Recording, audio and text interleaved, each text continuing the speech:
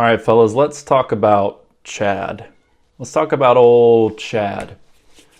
Who's Chad? Chad is that guy. He's the other guy. He's the guy that your church crush goes for.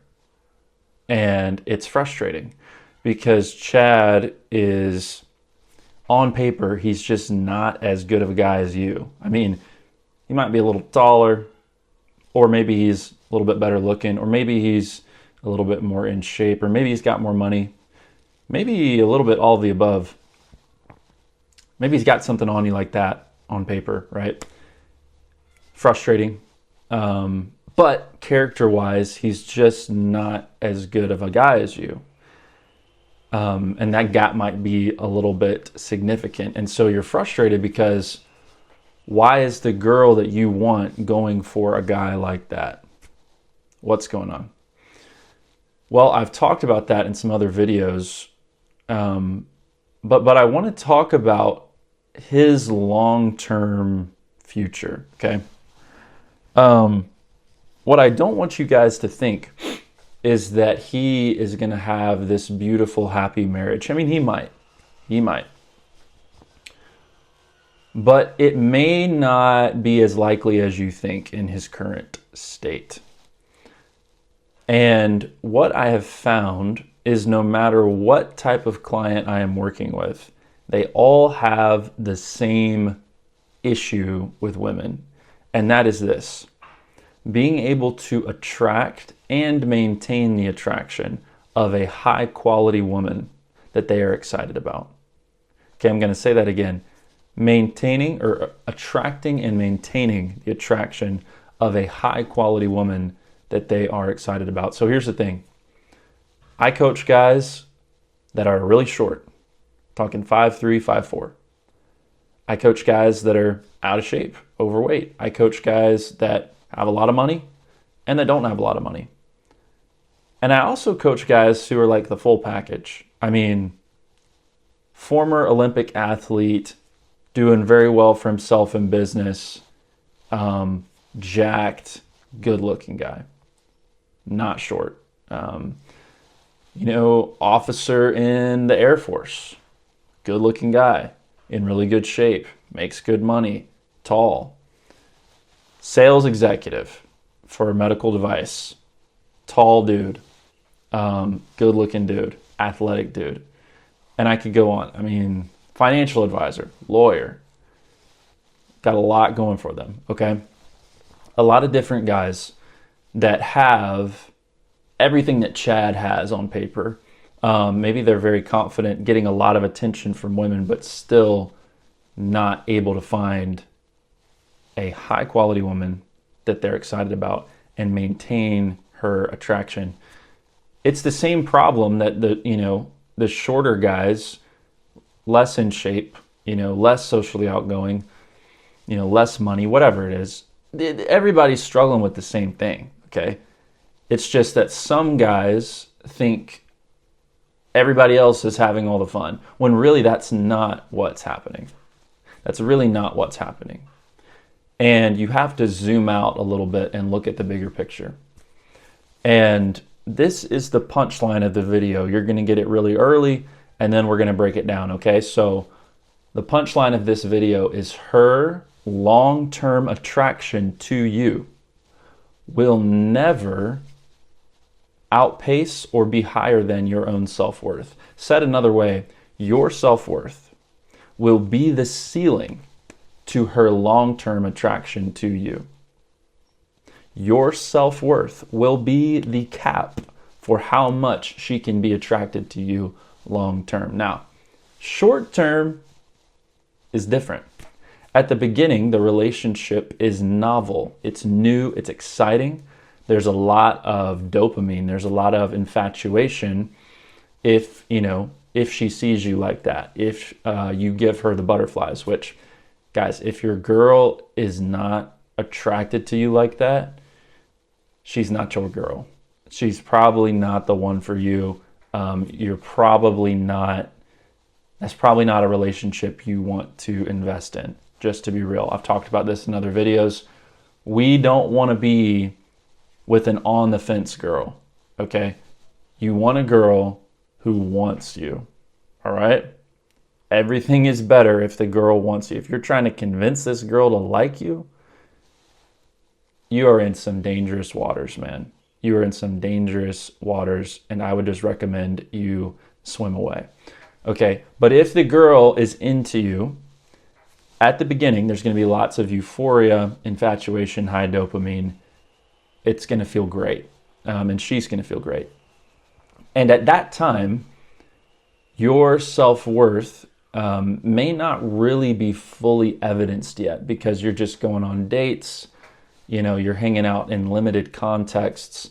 But when you enter into a long-term relationship, we're talking, past the 3-month mark at least, to speak nothing of marriage, which is a permanent, lifelong deal.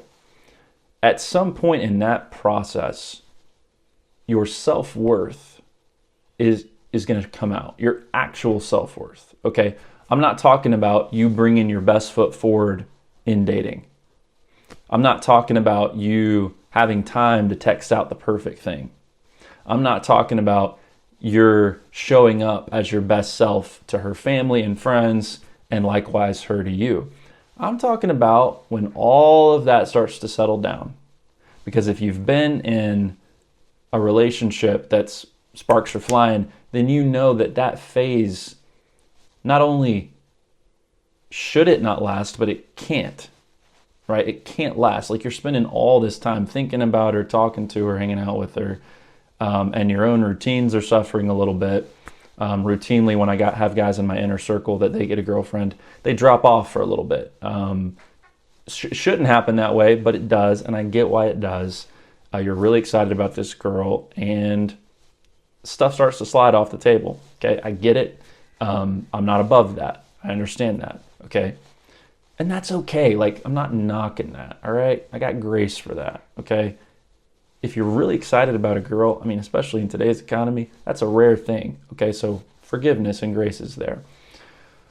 But that time does fade, not into a worse phase, but just into a different phase, Instead of feeling those in love feelings, you get to actually start to build love. And hopefully you've been building a foundation the whole time with intentionality and depth, so that when the dopamine starts to dip, when the infatuation starts to dip, you have a foundation there, okay? It's around that time and thereafter where your actual self-worth, your actual confidence will start to come out. I mentioned Chad earlier in the video.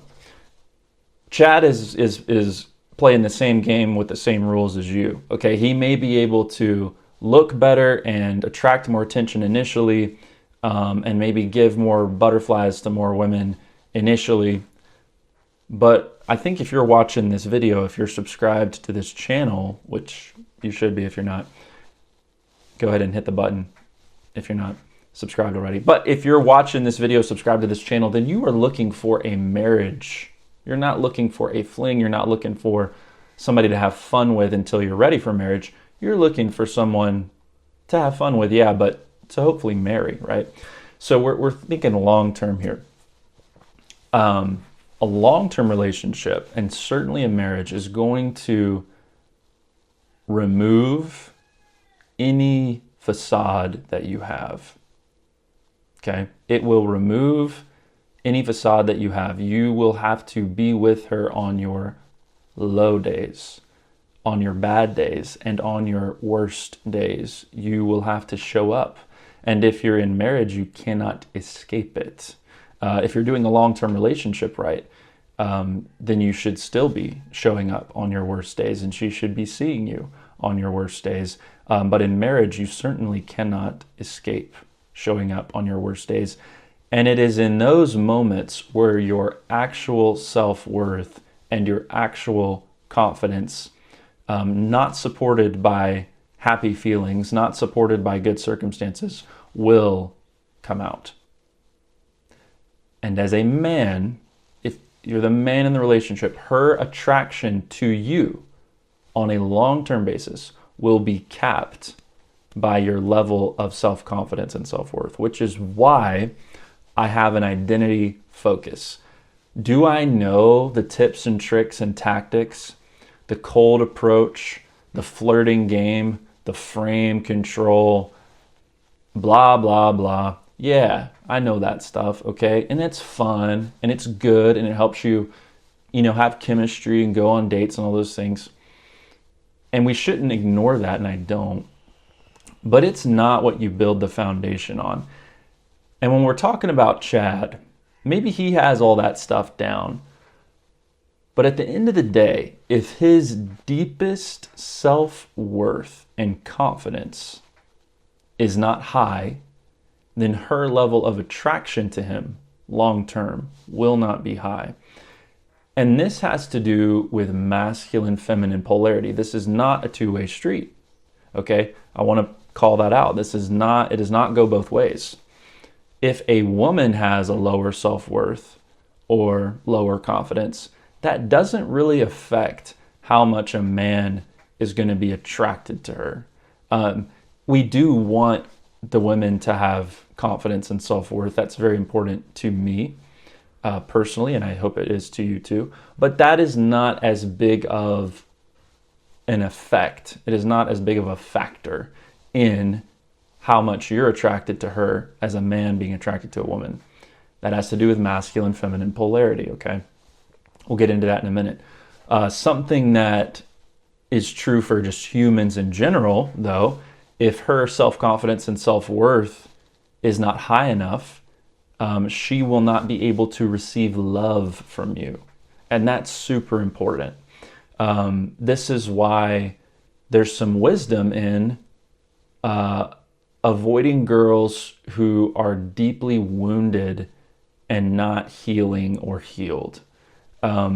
If she's deeply wounded from a self-worth sense, hey, we should love and have compassion for her, but she will actually be limited in her ability to receive love.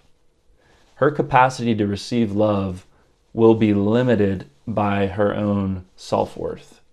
Okay, and the same is true for you as a man. Your capacity to receive love will be limited by your self-worth. It's not that you can't be given love, but you can't necessarily receive it unless you allow yourself to, and your self-worth will be the ceiling for that.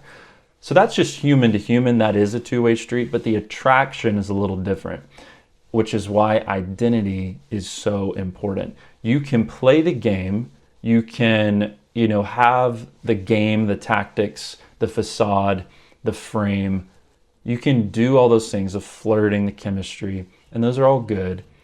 But long term, her attraction can't exceed your own self-worth. And here's why that is. In the masculine role, you are providing the structure and the frame for the relationship.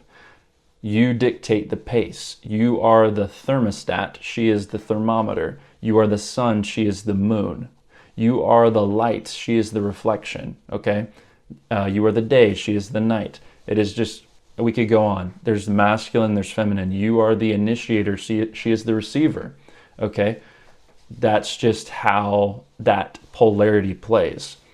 That polarity can be neutralized, and a lot of couples that are, essentially reduced to roommates in marriage, their polarity has probably been neutralized in some sense. But that is how that works, okay? So because you, the masculine, are providing the frame, you got to think about, it's like a box. It's like this area in which the relationship exists. That is dictated by you as the masculine, okay? That frame is supported by your self-worth and your confidence. So if that frame is weak or porous or small, so will her attraction be to you. If your self-worth and confidence are small, porous, weak, then your frame will be the same. And her attraction to you can only exist within that frame. And so it's very important for you to understand that the most important thing for you to work on is not these things that Chad has going for him that you don't. Those are nice, but those are not the foundation. And if you work on those things, but you're not working on them from a place of strong identity and confidence and self-worth, rooted and grounded in Christ, ideally, then those things will not sustain you. Okay, one of my favorite examples of the Chad or the bad boy stereotype, more so, does super well with the ladies, gets tons of attention. Good girls find themselves falling for this guy, and the good guys are on the side like, oh, hello, do you not see me? Like, what's so cool about him? That stereotype. One of my favorite examples of that is Han Solo from Star Wars. Okay, so I'm sure if you're a man watching this, you know what I'm talking about. Han Solo, shoot first, ask questions later. He did shoot first, Episode 4, A New Hope. He did shoot Greedo first, just so we're super clear. The ethics of that we can debate another time, but he did. Han Solo is the bad boy, okay? And he swoons or woos and gets the Princess Leia to swoon for him, eventually wins her over, and she becomes crazy about him and they're in love. But we see later in the series that relationship falls apart. And you're going to see that a lot with the bad boy stereotypes. The ones that you're thinking of right now are probably in their 20s, early 30s, and they're not married. But as they get married, as you watch them over time, what you'll start to see is relationship dysfunction in the long-term relationships. I'm telling you, I coach these guys. They have the same issue as you. They cannot find, attract, and maintain the attraction of a woman that they are truly excited about. And it's not because they don't have all the Chad attributes. They do. It's because they don't have what I work on primarily. Do I know the tips and tricks and all that stuff? Yeah. But what I work on primarily is the identity, the self-worth. And just like anyone else, they're not immune to this. Her attraction to them is limited by their own self-worth. So what's the point to all this? Build the foundation the right way. Build the foundation the right way. If you want to just get girls and hook up and have short-term relationships that come and go, if you want to have a heated and, spicy relationship with someone for, I don't know, even 3-6 months, a year, where you guys are containing the relationship in limited interactions, then you don't really need any of this. But if you're trying to have a healthy long-term relationship and hopefully a marriage with this girl, then you have to work on self-worth and identity, because she will see you on your worst days. And when your frame becomes clear, your long-term frame, not just your going on dates frame, but your long-term frame, whenever that becomes clear, that will cap how attracted she can be to you. You don't have to be perfect, but there's a limit there, right? And I know you're looking to the gym and you're looking to looks maxing and you're looking to, game. You're looking to how to date. Nothing wrong with any of those things. But that ain't going to be the difference maker. Just being super real. And I know that because I coach the guys who have all of it, none of it, and everything in between. Okay? They all got the same issue. All right? So the reason that we don't like to talk about this is because identity work is so much deeper and less measurable. It's less objective. If you want to get jacked, you can measure that and manage that. It's much more objective. If you want to make more money, very measurable. If you want to go on more dates and get better action on online dating and Hinge and all these things, we can track that. We can track your matches. We can track your dates. Those are much more tangible. And so when you talk to a dating guru or a masculinity manhood guru, they're not going to talk about identity and self-worth as much, especially not grounded in spiritual truth, because that is deeper work. That takes more personalized attention and often takes more time and just more work, right? And so that's the reason why this is not talked about very much, is because it doesn't sell very well. You know, it's hard to sell you, hey, no guarantees, but we'll work on your identity. I mean, who wants to work on that? Who wants to invest in that? Not a lot of guys. When it comes to, hey, this is how to attract your dream girl, here's the 5 steps. Okay, now people are listening because they want the quick fix. You know, they want the microwave dinner. We want the shortcuts in our culture. And hey, those can get you initial attraction. Those can get you initial spark. But I'm just saying, guys, if you want the long-term deal, it's got to be identity. It's got to be from a place of self-worth. Shorter one today. Just wanted to share that message with you. For the boys, episode 51. Appreciate you guys watching. If you want to do identity work, man, you guys know where to find me. Link in the description below to book a call. Not a sales pitch, no pressure, just a conversation. Had one with a guy just last week. You know, it was clear early on that we weren't going to work together, but still stayed on with him for 30 minutes, tried to help however I could. I'll do the same for you. I love what I do, so I love the opportunity to help however I can. But at the end of the day, guys, don't skip the deeper stuff. Don't skip the harder work, because that's where the long-term results really come from. Greatness is displayed in the spotlight, but it's developed in the darkness. And it's in that dark inner place where you can really embody the man that God has created you to be. When you properly understand your identity, when you break the limiting beliefs, the ungodly beliefs that tell you it's about what you do, it's about what you have, it's about what people think of you. A lot of us are ruled by those things. But when you break those beliefs and you can develop a confidence that's grounded in the unchanging, ever faithful God, now you're cooking. Now you can have something sustainable, something that doesn't ebb and flow with circumstances, something that can be there for you on your good days and your worst days too. So, hope that helps somebody. Again, episode 51 for the boys. We broke 50. I appreciate all of you, and I'll talk to you soon.